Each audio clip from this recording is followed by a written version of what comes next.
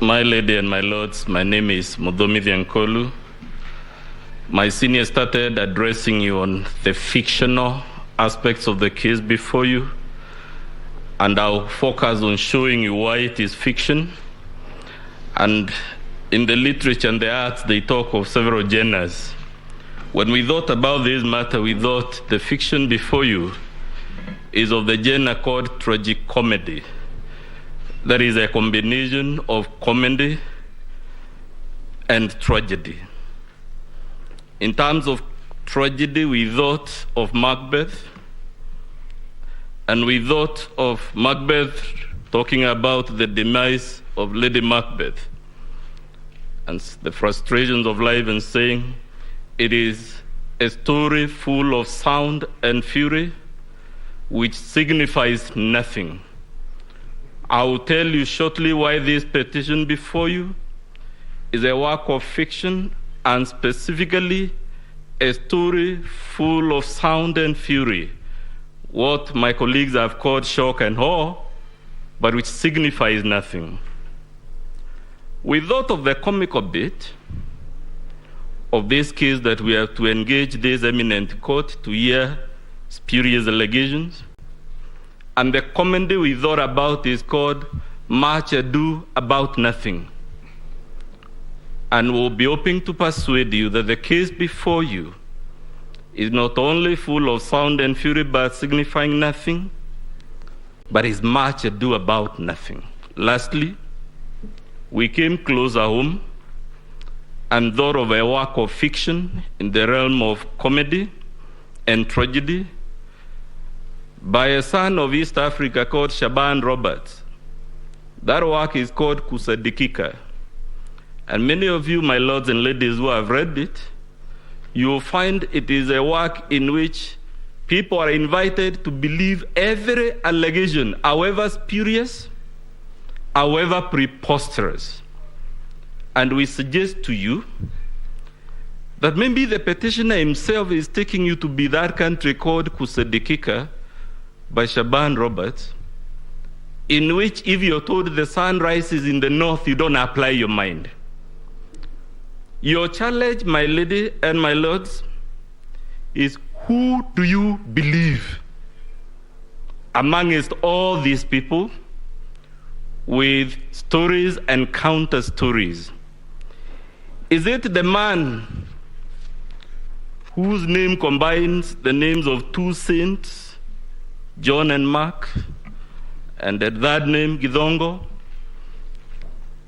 who was head of ethics in this country, but has the audacity to produce before you forged logs? And when he is called out, instead of profusely apologizing, he says you yet another affidavit full of ifs and buts. Is it Arnold Ochieng Oginga, advocate of the High Court of Kenya, a learned man, to be fair, but who produced to you documents that were disowned by all the presiding officers, and documents he hasn't told you where he has found them, and which my classmate Mr. Mahat was able to show you have actually been doctored to fit into the narrative of the fiction? Or, my lord, are you going to believe Githongo when he tells you that the undisclosed man was demonstrating to him a Form 34A for governor, even though we all know the results for governor are not streamed on the public portal? Or, my lord, are we going to believe the four commissioners who we all saw day and night for 6 days and 6 nights? I use the word deliberately, my lady, because we never left our TV screens. 6 days, 6 nights. We saw them announcing results that had been verified, and you were told by Mr. Mahat, indeed, they announced most of them. But when the winner becomes apparent, they suddenly turn around and tell you Mr. Chebukati is a bad man, he should be crucified. Are those the people we are going to believe, my ladies and my lords? Or are we going to believe the petitioner himself when he tells you in his petition and affidavit that the Honorable William Ruto intercepted, altered, staged, and then dumped Form 34A on the e-portal? My lady, why we thought this was the most elementary attempt at the fiction, if you do your math, what the petitioner was telling you is that the Honorable William Ruto was intercepting and changing on average 23 Forms 34A per second in the span of 8 minutes that he claims we staged, dumped, and altered over 11,000 Forms 34A. A question was asked yesterday, my lady, how do you and when do you change a Form 34A? And I will invite you to note from the structure of that form that most of the data comes pre-printed.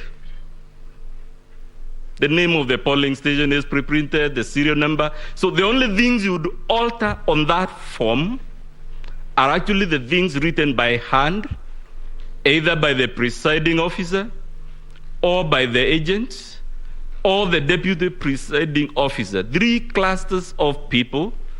In the event there are 4 agents, we are talking handwritings of about 7 people. And you're being told the Honorable William Ruto had the capacity to intercept these forms, 11,000 of them in 8 minutes, and alter them. It is in the realm of fiction. And I suggest perhaps politicians should stick to politics and leave fiction to artists. Or are you going to believe, my lady, when you're told that the Honorable William Ruto had this young man with a laptop at the National Tallying Center, and that this is the laptop he was using to do these things called dumping, staging, and whatever not?